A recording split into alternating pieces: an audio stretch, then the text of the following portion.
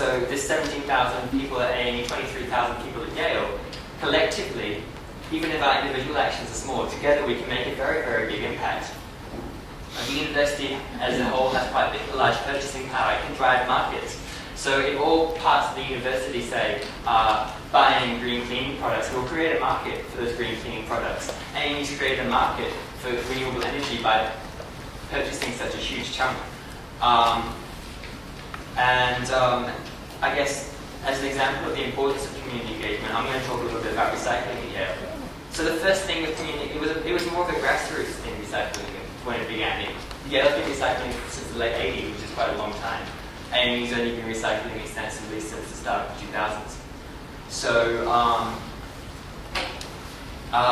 the first thing that had people like, oh, recycling bit is too hard, this is the top, this is the people at the top saying this. So CJ, who's still a recycling coordinator, there was a student who sort of did a recycling plan for Yale. This was very much a grassroots push.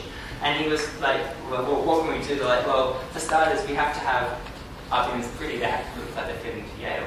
We can't just have like big recycling bins everywhere. They look nice, they don't fit in with the architecture, with those kind of plans. They don't fit in with that norm. So that's the first step. They have very nice institutionalized recycling bins. We've got little round holes, so you put cans and bottles in that one. A little slit for paper, because it's the right shape. And then for general trash is just an open bin. And because they're all next to each other and all nice and neat, makes it very, very easy for people to recycle. So that's the first step, I guess, making things easy for people to do. The second thing was to get people to kind of recycle in the room. So they gave everyone one of these plastic tubs. If all the students living on campus, those 87% of students. But they found that there were issues with that, because even though people had this tub in the room, it was still easier because as an occupational health and safety requirement, they were required to have a rubbish bin at the entry of each building. But because of building constraints, they couldn't put a recycling bin there. So rather than walking outside with this rubbish, with the recycling, people were just tipping it into the regular bin, or people would take the recycling down the way to class in these blue tubs, put it in the recycling, and then leave the tub on the ground, so they didn't want to walk back up to their room. And so you have these huge stacks of blue tubs outside, because everyone just left them there. And then I guess once they don't have a recycling bin, it's like, what do I do? So I've got to use the regular bin. So that was, again, communities need to be engaged on that front to do the right thing.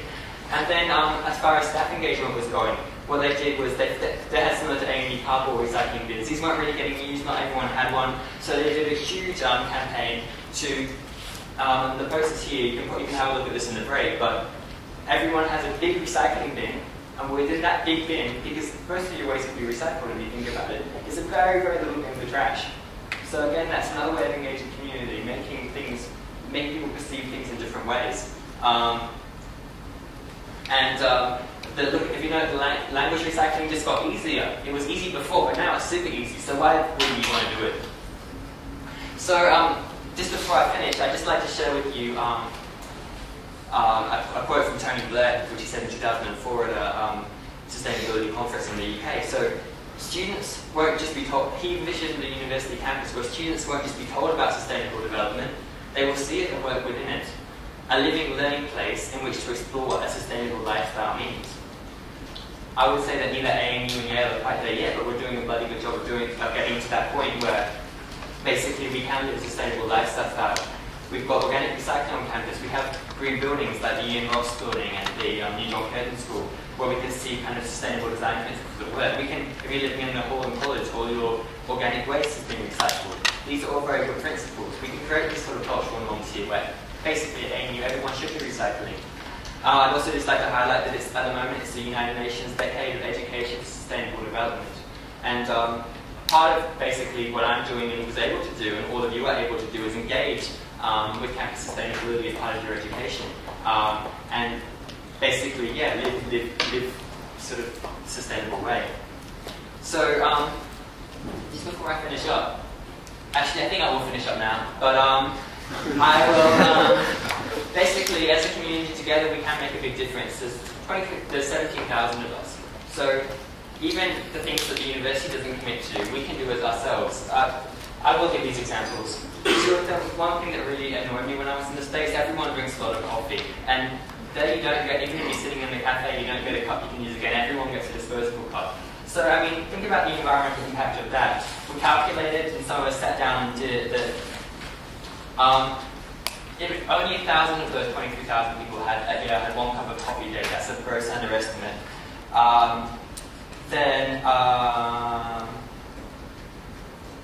so 1 cup of coffee a day, 1,000 people, that will generate 11 tons of waste at the end of the year. So if just 50 people a day use these recyclable coffee mugs whenever they went somewhere, reusable travel mugs, 50 customers at each of the coffee shops in New Haven, where Yale is based, over 150,000 cups per day will be saved. We save 1.7 million pounds of paper a year, and reduce the, sorry, this isn't a metric, but we'd reduce total waste going to landfill by 3.7 million pounds, and reduce the amount of trees consumed by 150,000 tons per year. So as a campus, as a community, we can make a big difference. And we have to do it together. That difference could be good, it could be bad, we didn't choose the wrong path, so I hope we choose the right one. Thank you very much.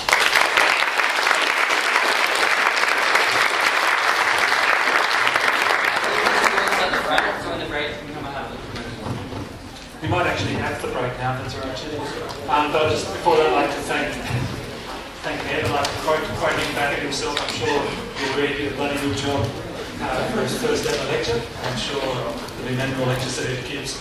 So take a 5-minute break, then we'll have Jen, and then we'll have the questions time.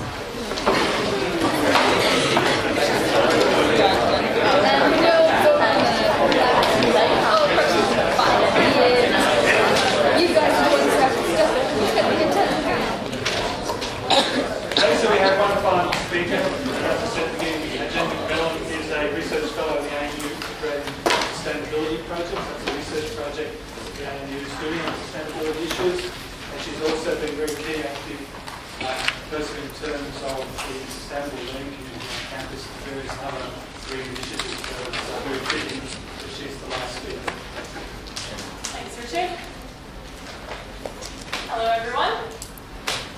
So let's just review what we've talked about so far today. So from Rob, we've heard that you've had a pretty significant environmental impact before you even got to uni, which the message from that is really that we're all part of a system, and all we can really do is push for change in that system and do the best we can on a daily basis as individuals, because our choices and actions do matter. I think that's a key point to take away from that.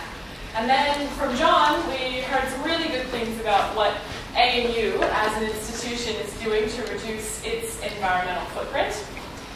And from Ed, we heard that Yale and lots of other institutions around the world are also really interested in reducing their footprint. And again, the message being, I think that together, we collectively have a really significant impact, and meaning that there's quite a scope for change if all of us are making the best choices that we can.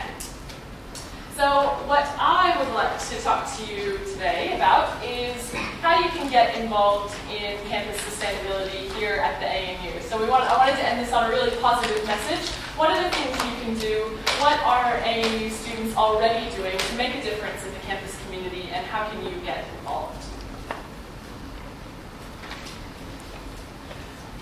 So we already talked we heard from John a bit about ANU Green, so I won't go over this very much. We get a lot of students asking if they can join ANU Green, and as you've probably gathered, ANU Green is sort of the corporate sustainability office, so about 8 people in the office working to reduce the university's impact. So while you can't actually join ANU Green, it's not really an organization like that. There are lots of ways to get involved in the office, and I want to talk about how you can get involved in that sort of campus sustainability work. One of the first things actually I wanted to point out was just a few practical things that you might be interested in, especially if you're new to the university. There's a carpooling program. If you come from off campus, there's a website you can have a look at and find other people in your area that you can carpool with. We also run a bike co-op, which is located down towards the National Museum out on Acton Peninsula. You join the bike co-op for $60, there are bike mechanics there. You go pick the bike that you want, and with the help of the bike mechanics, you refurbish your bike, and you can